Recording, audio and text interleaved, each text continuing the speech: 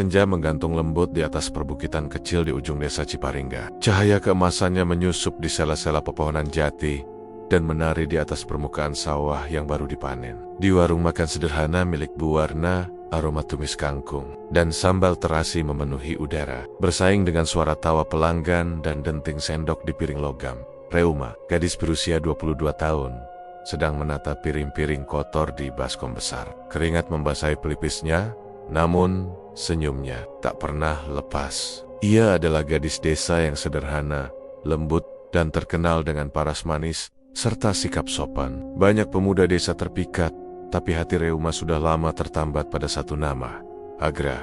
Agra bukan anak desa. Ia datang dari kota, bekerja di koperasi, simpan pinjam di kecamatan. Penampilannya bersih, rapi, dan selalu wangi. Sudah hampir 2 tahun ia menjalin hubungan dengan Reuma.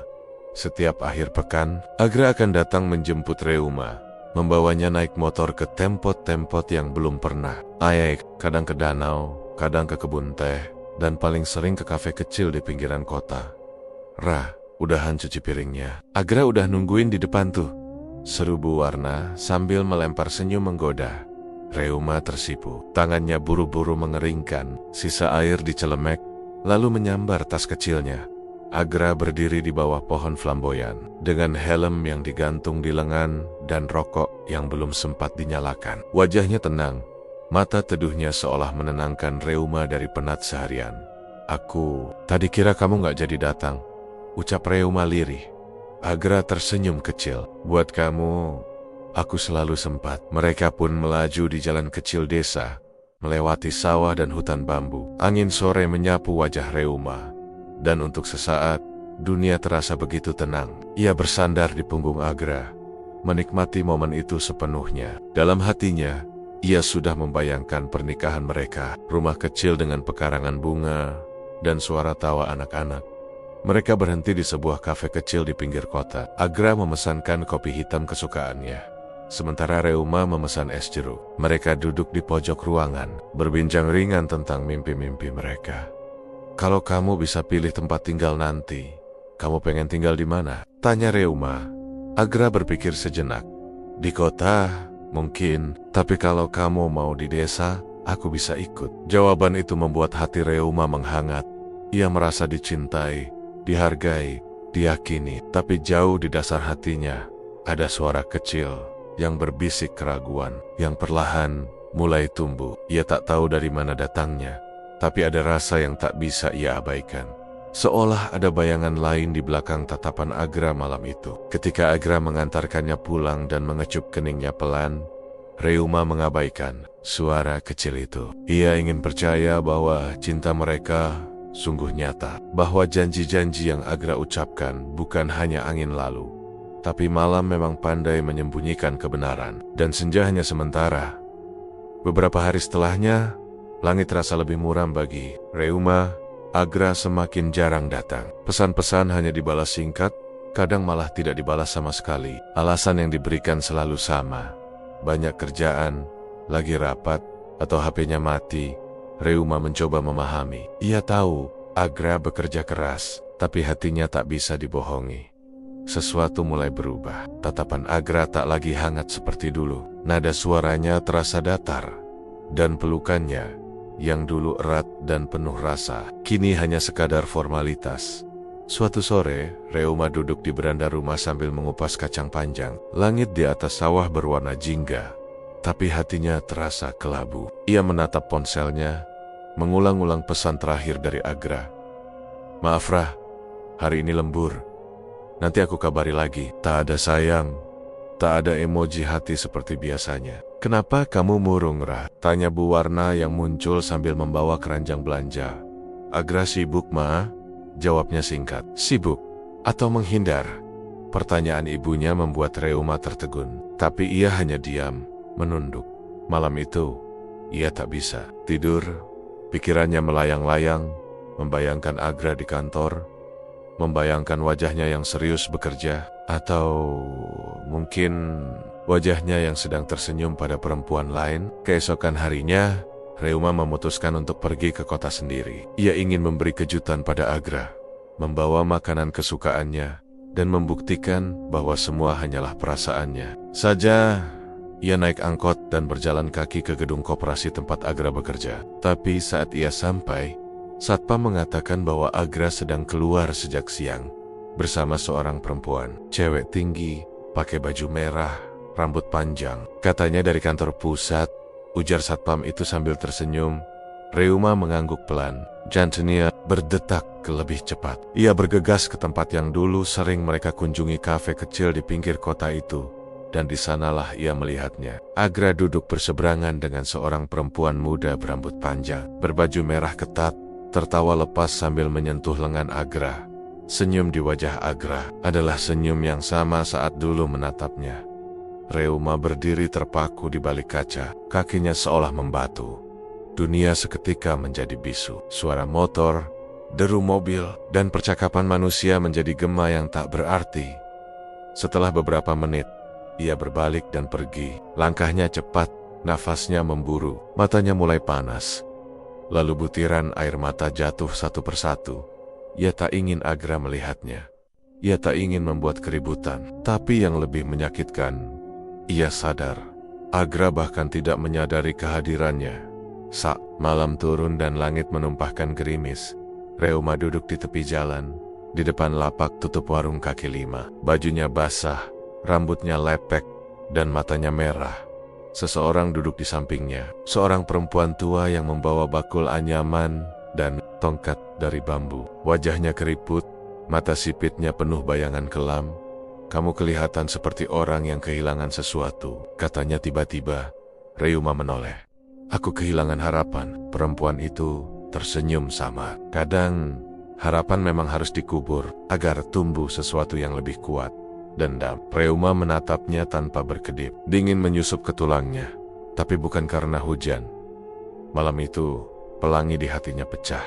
Dan dari serpian itu, tumbuh rasa yang belum pernah ia kenal sebelumnya, gelap, hangat, dan menggoda. Reuma tak pulang malam itu. Ia berjalan tanpa arah. Hanya mengikuti suara di kepalanya, suara yang membisikkan tentang balas dendam, tentang rasa sakit yang harus dibalas. Ia menatap setiap wajah yang dilewati dengan kosong. Tubuhnya seperti digerakkan oleh kekuatan asing yang tak kasat mata. Pagi harinya, ia kembali ke rumah dalam keadaan lusuh. Rambutnya akak koken, wajahnya pucat, dan matanya bengkak. Beuma terkejut, namun tak berani bertanya banyak. Reuma hanya berkata singkat, "Aku butuh tidur." Tapi tidur tak benar-benar datang. Dalam mimpinya, Reuma melihat Agra, tapi bukan dalam kenangan indah. Dalam mimpi itu, Agra dikelilingi darah. Gadis berbaju merah berdiri di belakangnya, tertawa sambil menggoreskan kuku ke lehernya. Darah memancar ke wajah Reuma. Ia terbangun. Dengan teriakan tertahan, hari-hari berikutnya, Reuma seperti kehilangan dirinya. Ia menatap kosong ke arah sawah, tak lagi membantu di warung, dan lebih sering menyendiri. Di pasar, ia mendengar desas-desus soal perempuan muda dari kota yang suka menggoda pegawai koperasi. Namanya Nayari, bisik seorang pedagang sayur. Cantik, tajam matanya, tapi katanya bekas simpanan orang kaya. Nama itu menghantam dada Reuma. Nayari, nama yang bahkan terdengar seperti mantra. Kemarahan yang semula diam, kini menjadi bara. Reuma tak lagi menangis. Air matanya telah habis. Yang tersisa hanyalah keinginan untuk melihat Agra merasakan perih yang ia rasakan. Ia ingin Agra dihantui, ingin tubuhnya merasakan sakit, ingin jiwanya tersiksa. Malam itu, ia kembali ke tempat di mana ia pertama kali bertemu perempuan tua pembawa tongkat itu. Tapi jalanan sepi, tak ada siapa-siapa. Dia datang hanya pada mereka yang sungguh-sungguh ingin membalas. Gumam suara, entah dari mana. Reuma menunggu, duduk di tempat yang sama, di bawah rintik hujan, dengan napas berat dan kepala menunduk. Hampir tengah malam, langkah kaki pelan terdengar dari ujung gang. Suara tongkat menghantam aspal, lambat dan mantap. Perempuan tua itu muncul dari balik kabut hujan. Wajahnya masih sama, tua, keriput, namun seolah mengandung rahasia dunia bawah tanah. "Kamu sudah siap?" tanyanya tanpa basa-basi. Reuma mengangguk. "Kamu tahu, sekali kau melangkah, tak bisa kembali." "Aku tidak ingin kembali," bisik Reuma. Perempuan tua itu yang kemudian memperkenalkan diri sebagai Mak Cikni menggandeng Reuma menyusuri lorong kecil menuju rumah reot di pinggir sungai. Yang hitam airnya, rumah itu seolah tak terdaftar di peta dunia. Di dalamnya, bau menyan dan bunga melati menyambut tajam. Dinding dipenuhi rajah kuno dan topeng-topeng aneh. Mak Cikni duduk di depan meja batu. Ia menyalakan lilin merah, dan dari balik keranjang kecil, ia mengeluarkan kain mori, jarum, dan sebotol air keruh untuk menyakiti orang yang kau cintai. Tak cukup hanya niat, katanya, kau harus memberi sebagian dari dirimu yang paling lemah dan paling kotor. Reuma menelan ludah. Apa itu? Mak Cikni menatapnya lama. Darah haidmu. Reuma terpaku. Tubuhnya bergetar, tapi suara dendam di dalam hatinya lebih keras. Daripada rasa jijik atau takut, aku akan melakukannya, bisiknya. Mak Cikni tersenyum, tapi senyum itu bukan senyum manusia biasa. Ada sesuatu di baliknya, sesuatu yang membuat bulu kuduk Reuma berdiri. Simpan darah itu, 1 tetes saja. Nanti, kau tahu apa yang harus kau lakukan. Dan malam itu, untuk pertama kalinya, Reuma merasa seolah memegang kendali atas penderitaannya sendiri. Ia belum tahu bahwa pintu yang ia buka tak bisa ditutup kembali. Sejak malam pertemuannya dengan Mak Cikni, hidup Reuma berubah. Ia tak lagi sekadar menjadi gadis yang disakiti cinta. Ada sesuatu yang baru tumbuh dalam dirinya, kekuatan gelap yang perlahan merayap dari dalam, menyatu dengan darah dan napasnya. Pagi itu, ia bangun dengan tubuh yang terasa lebih ringan. Matahari bersinar cerah, tapi rasanya seperti sinar palsu yang tak bisa menjangkau bagian terdalam hatinya. Ia berjalan ke kamar mandi dengan langkah mantap, lalu menatap wajahnya di cermin. Ada lingkaran hitam di bawah mata, tapi sorot matanya tajam, seperti mata binatang yang baru keluar dari kegelapan. Dan hari itu, seperti telah direncanakan oleh takdir, tubuhnya kembali mengeluarkan darah bulanan. Reuma berdiri lama di kamar mandi, menatap noda merah di kain pembalut. Jantungnya berdetak pelan, tapi setiap detaknya seperti mengucapkan mantra. Saatnya tiba. Saatnya tiba. Ia mengambil selembar kapas bersih dan menyerap setetes darah segar itu. Hanya 1 tetes. Tapi ia tahu, dari yang kecil bisa tumbuh kehancuran. Kapas itu ia simpan dalam wadah kaca kecil yang diberi Mak Cikni malam sebelumnya. Botol mungil berisi cairan hitam pekat. Begitu darah masuk, cairan itu mendesis pelan dan berubah menjadi merah tua, seperti darah yang sudah busuk. Malamnya, Reuma kembali ke rumah reot Mak Cikni. Kali ini ia tak ragu. Langkahnya mantap, wajahnya dingin. Mak Cikni sudah menunggu di dalam, duduk bersila di atas tikar anyaman tua. Di hadapannya, tungku tanah liat menyala, mengeluarkan asap wangi yang menusuk bawah darahnya. Tanya Mak Cikni tanpa menoleh. Reuma mengangguk dan menyerahkan botol mungil itu. Mak Cikni mengangkatnya tinggi, lalu membisikkan sesuatu dengan bahasa yang tak dimengerti Reuma. Kotekatania, seperti gesekan duri di telinga. Botol itu lalu diteteskan ke dalam secangkir kopi hitam yang diletakkan di atas kendi tanah. Aroma kopi langsung berubah, tidak lagi harum. Ada bau amis yang menyelinap bau darah. Ini yang harus kau berikan padanya. Ia harus menelan setetes darahmu dengan lidahnya sendiri. Setelah itu, biar kekuatan malam yang mengurus sisanya. Reuma menggigit bibir. Apa yang akan terjadi padanya? Mak Cikni menatap lurus ke matanya. Tatapan yang dalam dan penuh rahasia. Rasa sakitmu akan hidup dalam tubuhnya. Perlahan, tapi pasti. Ia akan kehilangan akal, dikejar bayangan. Tak bisa hidup tenang.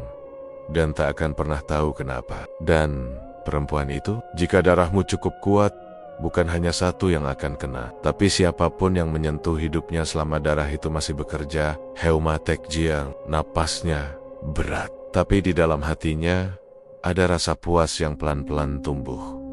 3 hari kemudian, Reuma mengatur pertemuan dengan Agra. Ia menghubunginya lewat pesan, dengan nada manis seperti biasa. Aku rindu, bisa ketemu sebentar.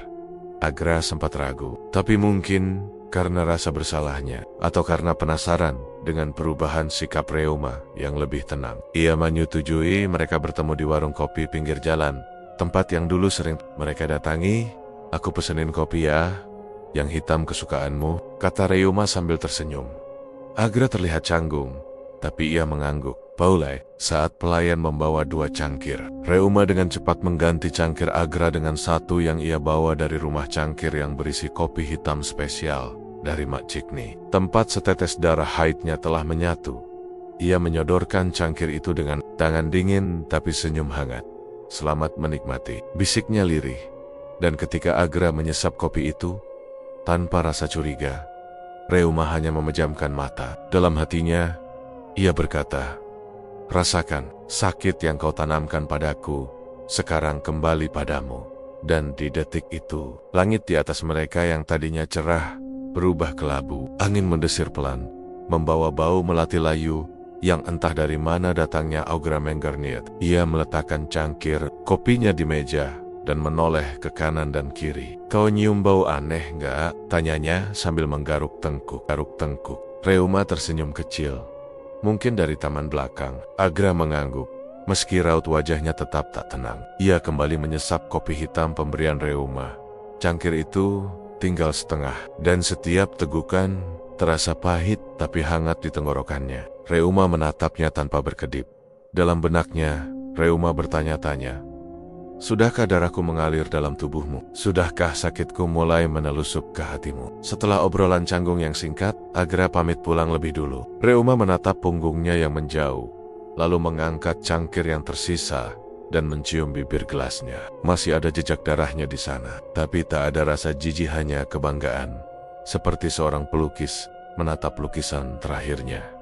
Malam itu, Reuma kembali ke rumah dengan hati tenang. Ia tidur lebih cepat dari biasanya, tapi di rumah yang berbeda. Tepat di kamar kontrakan sempit di pinggiran kota, Agra terjaga. Pukul 2 dini hari, tubuhnya mulai terasa dingin, meski ia sudah mengenakan jaket tebal. Ia menggigil, nafasnya sesak. Dan entah kenapa, setiap kali ia memejamkan mata, wajah Reuma muncul. Tapi bukan wajah Reuma yang ia kenal, melainkan wajah yang pucat, berlumuran darah, dengan mata meneteskan cairan hitam. "Riem," gumamnya, memegangi kepala yang mendadak berat. Lampu kamar tiba-tiba padam sendiri. Padahal, listrik di rumah tetangganya masih menyala. Keringat dingin membasahi tubuh Agra, meski ia masih menggigil. Ia mencoba bangkit, tapi langkah kakinya goyah. Dan saat ia berdiri di depan cermin, ia melihat sesuatu yang membuatnya hampir terjatuh. Bayangannya tidak bergerak. Tubuhnya bergerak, tapi pantulan di cermin tetap diam, menatap lurus dengan tatapan kosong. Dan di belakang pantulan itu, ada bayangan perempuan berbaju putih yang perlahan mendekat. Agra menjerit dan membanting cermin itu, hingga pecah berantakan. Tetangganya hanya mengira ia sedang mabuk, tapi Agra tahu ada yang tidak beres, sangat tidak beres. Hari-hari berikutnya, Agra tak bisa tidur. Setiap malam, ia merasa diawasi. Telinganya mendengar suara bisikan yang tidak pernah berhenti. Kadang, suara tawa perempuan. Kadang, suara ratapan anak kecil. Dan semakin ia mencoba mengabaikan, semakin keras suara-suara itu menjadi. Di tempat kerja pun ia mulai berubah. Ia mudah marah, mudah lupa. Rekannya, Doni, sampai pernah bertanya, "Lo sakit? Mata lo merah terus bro. Kayak kurang tidur sebulan." Tapi Agra hanya tersenyum kaku. Ia tak tahu harus berkata apa. Bagaimana ia bisa menjelaskan bahwa setiap kali ia menatap layar komputer, huruf-huruf di layar berubah jadi darah? Atau bahwa meja kerjanya kadang bergetar sendiri, padahal tak ada gempa? Di rumah, ia semakin kacau. Ia kehilangan nafsu makan. Berat badannya turun drastis. Setiap malam, ia mendengar suara ketukan di jendela, padahal ia tinggal di lantai 2. Dan malam kelima setelah pertemuan dengan Reuma, puncaknya tiba. Agra terbangun karena merasakan tubuhnya terkunci. Ia tak bisa bergerak, hanya matanya yang terbuka. Di ujung ranjang, berdiri sosok perempuan yang tubuhnya setengah gosong. Rambutnya berantakan, lidahnya menjulur panjang, dan matanya merah menyala. Perempuan itu menunduk pelan, mengerayangi leher Agra dengan kuku panjangnya, lalu berbisik di telinganya, "Kau telan darahnya, sekarang dia ada di dalammu, dan takkan pergi sampai kau mati." Jeritan Agra mengguncang malam, tapi tak ada yang datang menolong. Dan di saat yang sama, di rumahnya yang jauh dari kota, Reuma terbangun dengan senyuman samar. Ayah tahu, permainannya baru saja dimulai. Pagi itu, Reuma bangun dengan tubuh ringan dan kepala jernih, seperti ada beban yang lepas dari dadanya. Untuk pertama kalinya dalam sebulan, ia merasa bisa bernapas lega. Tapi yang paling aneh, ia justru merasa semakin kuat, seolah kesakitannya telah berpindah dan menyatu dengan seseorang atau lebih dari satu orang. Sementara itu, jauh di kota, Agra duduk termenung di atas ranjang. Matanya merah menyala, kelopak matanya bengkak karena tangan kirinya gemetar hebat, bahkan ketika hanya memegang gelas air putih. Hatinya dipenuhi rasa takut yang belum pernah ia rasakan sebelumnya. Ia sudah mencoba berkali-kali mandi air doa, membaca ayat suci, tapi tidak ada yang berhasil. Setiap malam, sosok perempuan itu datang. Rambut panjangnya, matanya yang kosong, darah yang mengucur dari mulutnya, semuanya menghantui. Dan sekarang, Nayari, kekasih barunya, juga mulai ikut merasakan keanehan. Tadi malam aku dengar suara-suara dari dapur Gra, kata Nayari saat berkunjung ke kontrakan Agra. Kayak ada yang nangis, terus ketawa, terus bisik-bisik manggil namaku. Agra hanya diam. Ia tak sanggup lagi berpura-pura kuat. Kenapa wajah kamu makin pucat? Tanya Nayari lagi sambil menyentuh pipinya. Seketika, Agra menepis tangan Nayari. Jangan sentuh aku, Nayari terkejut. Kamu kenapa sih? Agra tak menjawab. Dalam bayangannya, ia melihat wajah Nayari berubah menjadi tengkorak. Matanya kosong, pipinya bolong dan berbelatung. Ia menjerit sambil memegangi kepalanya. Nayari panik. Ia langsung mengambil tasnya dan pergi, meninggalkan Agra yang menggigil di sudut kamar. Namun sejak hari itu, giliran Nayari yang mulai mengalami mimpi buruk. Ia bermimpi berjalan di tengah ladang ilalang yang terbakar, dan dari balik asap muncul sosok perempuan bersimbah darah, membawa cangkir dan menyodorkannya padanya. Minum ini. Baya kau tahu, rasanya dihancurkan, katanya. Setiap bangun tidur, Nayari merasa lelah seperti habis berlari semalaman. Hidungnya mimisan tanpa sebab. Perutnya nyeri seperti ditisak-tusik dari dalam. Ia mulai takut keluar rumah. Rambutnya rontok dalam jumlah besar. Bahkan ibunya sampai membawa Nayari ke rumah sakit, tapi dokter bilang semuanya normal. Tidak ada masalah medis. Mungkin kamu terlalu stres, kata ibunya sambil menatap wajah Nayari yang semakin tirus. Namun Nayari tahu ini bukan sekadar stres. Ada sesuatu yang menempel di dirinya. Sesuatu yang kotor, gelap, dan jahat. Ia mulai mencari tahu siapa mantan Agra sebelumnya. Dengan membuka akun media sosial Agra, ia menemukan satu nama yang terasa asing, tapi mencolok, Reuma Trisendia. Anehnya, setiap kali ia membuka profil Reuma, layar ponselnya mati mendadak. Dan ketika dinyalakan lagi, layar hanya menampilkan satu kalimat dengan latar hitam. Kau ambil milikku, kau pun harus merasakannya. Nayari menjatuhkan ponselnya dan menangis. Ia mulai merasa semua ini bukan kebetulan. Ini kutukan. Dan itu berasal dari perempuan yang patah hati dan menolak untuk dikalahkan. Di sisi lain, Reuma kembali menemui Mak Cikni. Kali ini, dengan perasaan campur aduk antara puas dan haus, akan lebih banyak balas dendam. Mak Cikni menyambutnya dengan tatapan. Tajuk, kutukanmu sudah masuk. Tapi ingat Reuma, ini baru permulaan. Kalau kau biarkan darah itu bekerja terus, mereka bisa mati perlahan. Tapi kalau kau mau hentikan, masih bisa. Reuma menggeleng. Aku belum puas. Dia belum merasakan cukup sakit. Perempuan itu juga belum sebanding dengan luka yang mereka tanamkan padaku. Mak Cikni tersenyum tipis. Kalau begitu, tambahkan 1 tetes lagi di kopi yang lain. Tapi ingat, semakin banyak darahmu yang digunakan, semakin besar pula bagian jiwamu yang ikut terbakar. Reuma hanya tersenyum. Aku tak peduli. Dan malam itu, ia mulai menyiapkan segalanya untuk kopi kedua. Kopi yang akan disuguhkan langsung pada Nayari. Reuma menatap cairan merah gelap di mangkuk kecil yang tertutup bunga melati. Titstit. Haidnya kali ini terasa lebih panas, seolah syarat dengan kemarahan yang lebih dalam. Ia tahu, apa yang akan ia lakukan malam ini akan membuka pintu yang tak bisa lagi ia tutup. Tapi dalam hatinya, suara luka terus berbisik. Dia harus merasakan. Mereka berdua harus. Malam itu, Reuma berdandan rapi. Wajahnya dipoles sederhana, rambutnya dikuncir setengah, dan tubuhnya berbalut blaus putih bersih. Ia tampak seperti wanita biasa yang ingin bersilaturahmi, bukan perempuan yang membawa niat kelam dalam tasnya.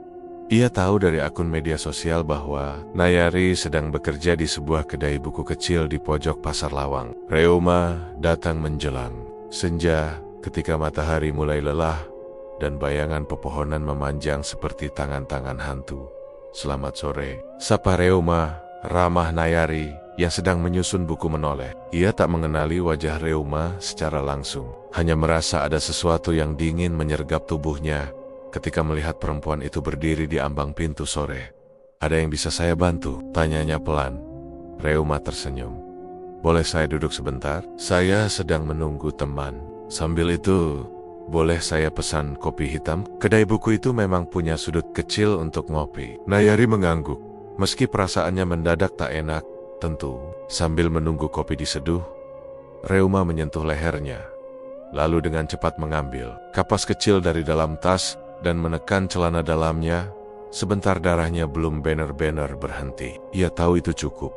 Sesaat kemudian, ia meneteskan darah itu ke sendok kecil dan mengadukkannya ke dalam kopi yang telah ia pesan. Ia melakukannya tanpa ragu. Saat Nayari sibuk di belakang, ketika kopi siap, Reuma menghampiri Nayari yang sedang merapikan rak. "Ini," katanya, menyodorkan cangkir. "Kau terlihat lelah. Anggap saja traktiran kecil dari orang asing." Nayari ragu-ragu, "Maaf, saya nggak biasa menerima dari, tapi saya pelanggan baru di sini, dan saya suka pelayanannya." Reuma tersenyum lebar. "Tak ada yang salah dari sedikit keramahan, bukan?"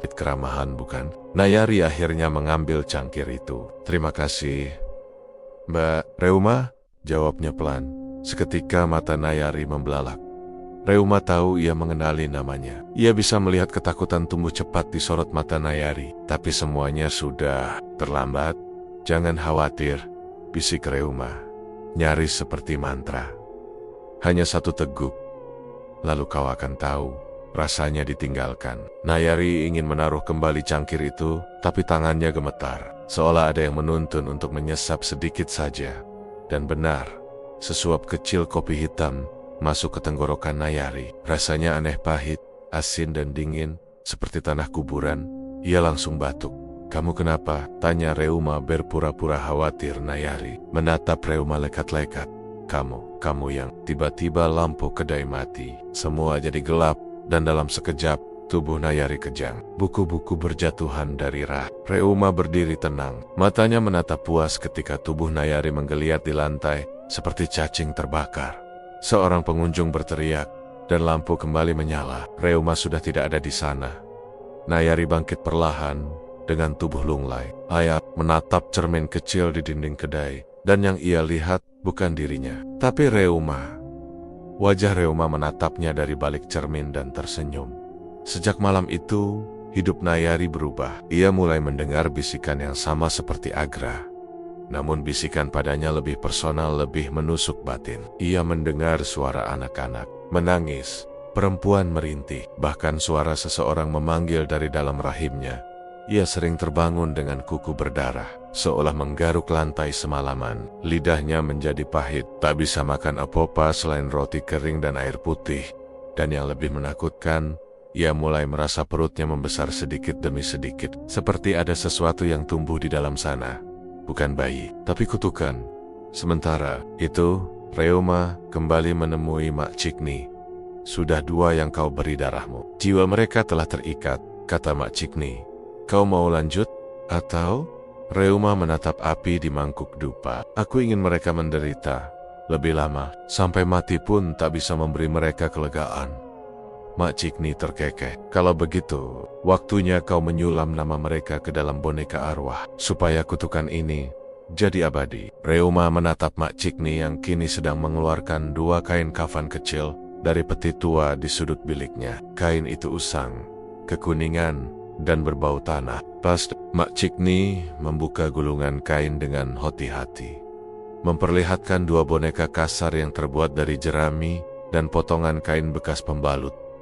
"Inilah boneka arwah. Masing-masing mewakili jiwa yang hendak kau ikat," kata Mak Cikni dengan suara berat. Reuma meraih salah satu boneka. Getaran aneh langsung menjalar dari telapak tangannya ke jantung. Boneka itu dingin, tapi juga terasa seperti hidup. Seolah di dalam anyaman jerami itu tersembunyi jantung yang berdetak. Kau harus menyulam namanya di dada boneka ini. Pakai jarum ini. Mak Cikni menyerahkan jarum panjang berkarat dan benang merah dari helaian rambut Reuma sendiri. Dan sebelum itu, tiap boneka harus diteteskan darahmu. Darah haid terakhir. Supaya jiwanya terikat tak bisa kabur. Reuma mengangguk. Tanpa ragu, ia mengeluarkan kain pembalut yang telah ia simpan dalam botol kaca kecil. Ia membuka botol itu dan meneteskan darah ke masing-masing boneka. Darah itu langsung meresap dan warna boneka menjadi gelap seperti terbakar sambil menahan perih dari tusukan jarum tua itu. Reuma menyulam huruf demi huruf. Agra dan Nayari dengan setiap tusukan, wajah-wajah mereka berkelebat dalam benaknya. Saat Agra berbohong dengan manis, saat Nayari memeluk Agra di depan matanya, setiap luka, setiap penghinaan, semua menjadi bahan bakar bagi benang merah itu. Selesai menyulam, Mak Cikni mengambil boneka tersebut dan membungkusnya dengan kain putih. Ia membisikkan mantra panjang dalam bahasa Jawa kuno yang bahkan Reuma tak mengerti. Asap dupa semakin tebal memenuhi ruangan. Suhu mendadak turun, seolah angin dari kuburan menyusup masuk lewat sela-sela dinding. Mulai malam ini, kata Mak Cikni, jiwa mereka akan tertarik ke boneka ini. Apa yang mereka rasakan, kamu bisa kendalikan. Rasa sakit, mimpi buruk, luka batin, semuanya kau yang pegang. Reuma tersenyum. Kalau begitu, aku ingin mereka tak bisa tidur. Aku ingin mereka merasakan perih di dada, seperti ada belati ditusukkan pelan-pelan. Setiap malam sampai mereka gila. Mak Cikni tertawa serak. Permintaan yang bagus. Sementara itu di Tempot Lane, Agra terbangun dengan nafas terengah-engah. Tubuhnya penuh peluh dan dada kirinya terasa seperti ditusuk benda panas. Ia memeriksa kulitnya, tidak ada luka, tapi rasa nyeri itu nyata. Bahkan napasnya terasa berat. Ia bangkit dan melihat wajahnya di cermin. Dan di sana, tepat di atas jantungnya, tampak bekas tusukan-tusukan kecil seperti pola huruf. Huruf yang yakin lagi Rahaya mundur terpental, menabrak rak pakaian. Apa yang terjadi padaku? Sementara itu, Nayari mengalami hal yang tak kalah mengerikan. Ia tak bisa mengendalikan pikirannya. Di siang hari, ia seperti kerasukan tertawa sendiri, berbicara dengan sosok tak kasat mata, dan mendengar langkah kaki mengikuti kemanapun ia pergi. Ia mulai menulis kata-kata aneh di dinding kosnya. Kau ambil milikku. Dengan darah dari ujung jarinya sendiri, ibu kosnya melihat tulisan itu dan segera mengusir Nayari malam itu juga. Ini rumah orang, bukan tempat orang kerasukan, bentaknya. Nayari berjalan tak tentu arah. Tubuhnya lemas, wahanya sayu. Ketik, malam datang. Ia seperti mayat hidup yang berkeliaran. Di tempat ritual, Reuma mulai merasakan euforia aneh. Ia bisa mendengar bisikan ketakutan dari Agra. Bisa merasakan dinginnya malam yang menyusup ke tulang belulang Nayari. Ia menutup mata, dan dalam pikirannya, mereka berdua menggeliat kesakitan. Kutukan darahku bekerja, bisiknya sambil tertawa kecil. Namun, Mak Cikni mengingatkan, tapi ingat Reuma, kau tidak bisa memutuskan kutukan ini begitu saja. Jiwa mereka menempel di darahmu, dan kalau kau lemah, bisa jadi kutukan itu akan balik menyatu denganmu. Reuma tak gentar. Aku tak peduli, asal mereka hancur. Aku rela, tapi ia belum tahu bahwa darah adalah pengikat paling kuat. Dan ketika ia menyakiti jiwa lain lewat darahnya sendiri, maka takdirnya pun ikut tercatat dalam naskah kegelapan. Dan malam itu, saat Reuma pulang dari gubuk Mak Cikni, ia melewati cermin tua di gang. Kecil, refleksi di dalamnya tak lagi menampilkan wajahnya, melainkan wajah Agra dan Nayari menatapnya dengan mata penuh dendam. Reuma terpaku. Kakinya membeku di depan cermin tua di gang sempit itu. Nafasnya tercekat, matanya membelalak, dan dunia seolah berhenti berputar. Bayangan Agra dan Nayari dalam pantulan kaca itu tidak hanya diam, tapi bergerak, menggertakkan gigi, menyeringai lebar seperti makhluk dari mimpi buruk. Reuma mundur beberapa langkah. Matanya tak lepas dari cermin. Tapi saat ia berkedip, bayangan yang tersisa hanya pantulan dirinya yang tampak pucat, Matanya menghitam dan ada tetesan darah segar mengalir dari hidung. Ia menyeka darah itu buru-buru. Apa ini mulai balik ke aku?" gumamnya. Panik, tapi ia segera menggeleng, mencoba menepis rasa takut. "Aku kuat," katanya pelan. "Aku lebih kuat dari mereka." Namun malam itu, ketenangan tidak memihaknya. Saat Reuma tidur, mimpinya dipenuhi bayangan tubuh Agra yang terikat, digerogoti belatung. Di sisi lain, Nayari menggaruk-garuk dinding sel sampai kukunya patah, lalu tertawa histeris sambil berteriak, "Darahmu menetesiku, darahmu kutukanku." Reuma terbangun dengan peluh dingin membasahi sekujur tubuh. Kamar kosnya gelap gulita, tapi ia merasa ada yang berdiri di sudut ruangan. Perlahan, ia mengulurkan tangan dan menyalakan lampu. Tapi saat cahaya menyala, tidak ada siapa-siapa, kecuali satu hal, cermin kecil di atas mejanya, pecah retak, dan di tengah retakan itu tertulis dengan darah, "Kau ikut terikat." Reuma mulai gemetar. Ia tahu ini bukan peringatan dari dunia nyata. Ini pesan dari alam bawah, dari tempat di mana kutukan berjalan, dan setiap darah yang diteteskan memiliki harga. Ia kembali ke gubuk. Mak Cikni esoknya dengan langkah terburu dan wajah panik. "Mak Cikni!" serunya sambil menggedor pintu. Mak Cikni membukakan pintu perlahan. Wajahnya lebih pucat dari biasanya. "Kau lihat mereka di cermin, bukan?" tanya wanita tua itu pelan. Reuma mengangguk. "Berarti kau mulai terikat." Jiwa mereka, meski menderita, tak pasrah. Mereka melawan. Dan karena darahmu adalah medium mereka, kau juga jadi jalan keluar mereka. Reuma tercekat. "Apa yang harus aku lakukan?" "Aku hanya ingin mereka merasakan sakitnya, sama seperti aku." Mak Cikni berjalan tertatih ke dalam, mengambil sebuah cermin bundar kecil yang dililit benang hitam.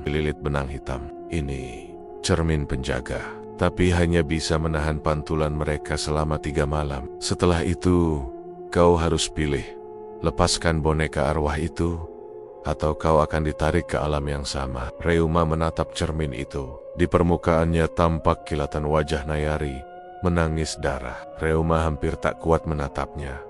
"Tapi kalau aku lepaskan bonekanya, kutukannya hilang kan?" tanyanya dengan suara getir. "Benar, tapi ingat, rasa sakitmu akan kembali, dan mereka akan bebas. Kau siap membiarkan mereka bahagia setelah semua ini?" Mak Cikni menatap tajam. Reuma tak menjawab. Sementara itu, Agra berada di rumah orang tuanya dalam keadaan linglung. Ibunya memanggil Ustaz karena Agra terus berbicara sendiri, mengaku melihat Reuma di dalam dinding, di bawah kasur, bahkan di piring makan. "Dia datang tiap malam, Bu, bawa darah panas," gumam Agra sambil memeluk lutut. Di sisi lain, Nayari mengurung diri di kamar rumah neneknya. Ia menulis ratusan kali kalimat yang sama di tembok. "Maafkan aku, Reuma. Aku bukan siapa-siapa." Tapi semakin banyak ia menulis, semakin keras suara-suara dalam kepalanya. Dan malam itu, sesuatu berubah. Untuk pertama kalinya, Reuma merasakan perutnya nyeri tak biasa. Ia lari ke kamar mandi, mengira haidnya datang lagi. Tapi yang keluar bukan darah biasa, melainkan gumpalan hitam seperti tanah busuk bercampur belatung kecil yang bergerak-gerak. Ia menjerit, tubuhnya limbung. Ia bersandar di dinding kamar mandi, tubuhnya gemetar, lalu ia menatap ke cermin kecil di wastafel, dan yang ia lihat bukan dirinya melainkan wajah Mak Cikni. Tapi bukan wajah yang sama. Wajah itu kini tampak membusuk, bola matanya berlubang, kulitnya mengelupas. Lalu suara berat bergaung, "Darahmu sudah rusak, kutukannya tak bisa lagi dikendalikan." Reuma menjerit sekuat tenaga. Dan saat ia memalingkan wajah dari cermin, boneka arwah itu sudah duduk di tepi ranjangnya, bergerak sendiri, menoleh ke arahnya. Dan malam itu, seluruh lilin di kamar kosnya padam serempak, kegelapan menyelimuti ruangan dengan pekatnya, seperti menyedot udara dan cahaya dari dalam. Reuma bergetar, menatap boneka arwah yang kini berdiri di tepi ranjang, bergerak perlahan ke arahnya. Tangannya yang terbuat dari jerami menoleh, seolah ingin meraih. "Tidak, tidak!" jerit Reuma. Tubuhnya mundur sampai terjengkang ke dinding. Ia terkapar, napasnya tercekat. Suara Mak Cikni bergema di kepalanya. Kutukan itu tak bisa kau kendalikan lagi. Darahmu sudah tercemar. Dan sekarang kau sudah jadi bagian dari kutukan itu sendiri. Reuma merasakan dingin yang menusuk sampai ke tulang, sementara boneka itu semakin mendekat dalam kegelapan. Wajahnya perlahan berubah menjadi cermin dari penderitaan dan kemarahan yang telah ia tanamkan. Tiba-tiba, sebuah kilatan merah menyambar dari dalam gelap. Reuma menjerit dan menutup wajahnya. Saat membuka mata, ia melihat dirinya berada di tengah hutan lebat. Kabut tebal menyelimuti. Suara gemerisik daun terdengar di sekelilingnya. Reuma berjalan terseret oleh kekuatan tak terlihat, seolah berada dalam mimpi buruk. Di depan, bayangan Agra dan Nayari berdiri. Sosok mereka samar tapi wajahnya jelas penuh dendam. Agra menatap Reuma dengan tatapan dingin, sedangkan Nayari menangis. Darah, wajahnya tersiksa. Kau pikir darah haidmu bisa menyakitiku tanpa konsekuensi? Bisik Nayari.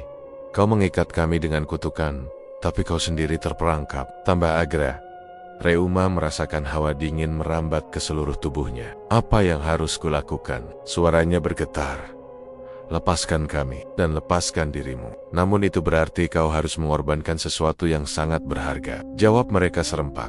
Mak Cikni tiba-tiba muncul di samping Reuma. Hanya satu jalan keluar. Kau harus mengorbankan darah terakhirmu. Darah yang tak bisa lagi kau cabut. Darah yang menjadi awal dan akhir semuanya. Reuma menunduk. Air mata bercampur darah dari bibirnya. Ia tahu maksud Mak Cikni.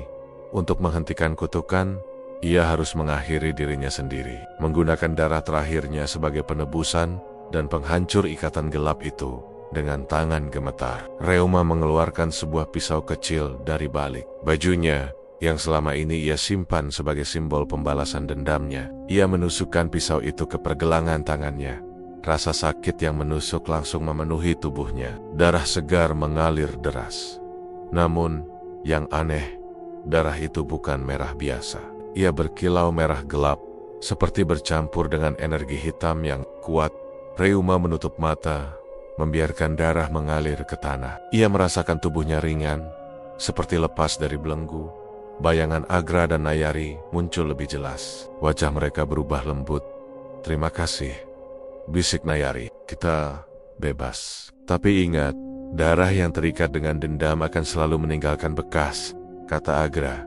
Reuma tersenyum lemah. Aku tahu, tapi aku rela membayar harganya. Seketika, kabut hilang, dan Reuma menemukan dirinya kembali di kamar kos. Boneka arwah di tepi ranjang sudah hancur berkeping-keping, seperti terkoyak oleh kekuatan yang tak terlihat. Lampu menyala kembali, menembus kegelapan yang pekat. Mak Cikni berdiri di pintu, wajahnya masih penuh kerut, tapi kini tampak lega. Kau berhasil, nak. Tapi ingat, setiap darah yang kau teteskan meninggalkan jejak. Jangan pernah sekali-kali bermain dengan darahmu sendiri untuk dendam. Reuma mengangguk.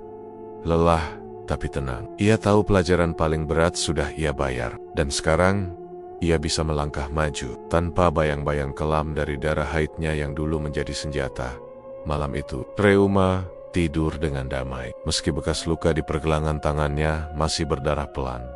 Dalam mimpi terakhirnya, ia melihat Agra dan Nayari tersenyum, berjalan pergi tanpa beban.